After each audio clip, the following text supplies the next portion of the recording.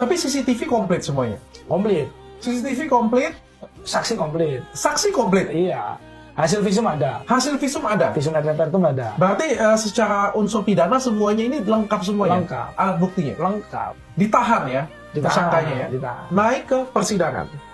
Sebentar, jangan langsung ke persidangan. Sebelum di persidangan tuh masih ada yang aneh lagi? Masih ada yang aneh. Apa lagi Bang?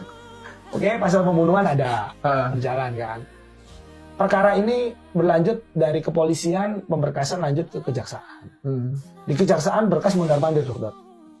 Mondar-mandir P19. Artinya kurang lengkap ini, kurang lengkap itu gitu. Nah, kemudian dari pihak pengacara tersangka itu mengajukan dilakukan gelar perkara khusus di Bareskrim Mabes Polri. Oke. Di Biro Wasidik. Bayangkan, perkara ini sudah naik ke JPU, masih minta gelar perkara khusus, dokter. Karena apa? Apa yang dianggap mereka salah? Mereka keberatan terhadap penerapan pasal penganiayaan dan pasal pembunuhan. Mereka ingin ini diterapkan pasal undang-undang lalu lintas tentang kecelakaan. Itu gelar. Bayangkan ya, orang yang tentu kami ini kan ngambil celah hukum ya. Iya. Seperti itu ya. Kami ini kan satu terkait dengan sumber daya operasional untuk menangani perkara setingkat LBH itu kan tidak sangat banyak gitu. Kami harus mondar-mandir Surabaya ke Jakarta kan gitu. Ya kami datang ke Jakarta menghadiri gelar perkara khusus tersebut. Untungnya dalam gelar perkara tersebut bukti-bukti yang sudah kami sajikan dan pendapat-pendapat yang sudah kami sampaikan di dalam gelar perkara khusus tidak merubah pasalnya. Tetap pasal 338 dan 351 tentang pembunuhan dan juga dijuntukan dengan penganiayaan. Berjalanlah masuk ke proses persidangan. Proses persidangan nih, jalan nih kan.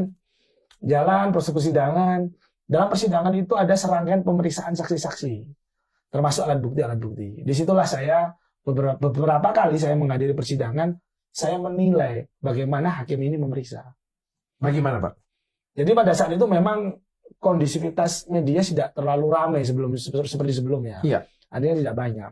Kan karena kasusnya sudah tidak viral lagi ya. Betul. Kita anggap pelakunya sudah ditangkap, harusnya ya pasti masuk penjara lah pasti kan. Ya, dan mestinya hukum sebagai panglima itu berjalan sesuai dengan realnya kan. Ya, karena sudah ketemu kepala, ekor pasti sampai ekor lah kita bilang gitu ya. Tapi ternyata endingnya ya. Masuk nih ke persidangan. Betul.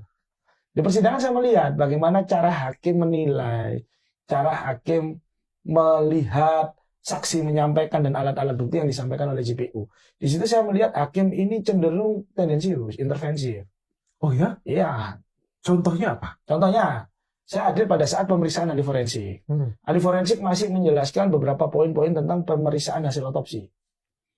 Dari hasil otopsi itu kan diperiksa. Namanya seorang ahli forensik pasti kan memeriksa seputar bagaimana kondisi daripada jasad korban. Nah, di situ ada pertanyaan-pertanyaan hakim yang menurut saya itu mengarah di luar dari substansi keahliannya. Contohnya, kamu tahu dari mana kalau itu remuk karena bekas ban gitu? Karena apa? Karena terlindas.